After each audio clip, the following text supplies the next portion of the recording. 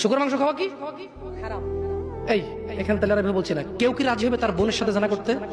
কেন কেন কেন কেন? তো নামাজ না পড়া কি?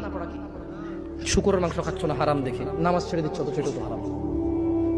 তার মানে তোমার যদি স্বাদ লাগতো আর তোমার বাপ মা যদি শুকরের মাংস খেতে, তুমিও খাইতা, হারাম আর বাস্তা। ঠিক। তোমার বাপ নামাজ পড়ে না যুবক, তাই তুমি নামাজ পড়ো না।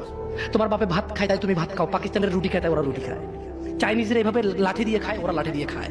শোনো, তুমি বলতে চাচ্ছ তুমি শুকর খাও না কারণ এটা হারাম, তুমি মিথ্যু, তুমি একটা চরম মিথ্যাবাদী, ধোঁকাবাজ। ঠিক। তুমি বলছো তুমি শুকর খাও না, এটা হারাম না?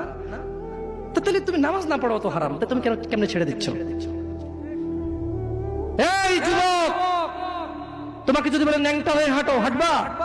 কেন কেন কেন ন্যাংটা হয়ে কেন হাঁটবা না? কি নোংরা কাজ? তো নামাজ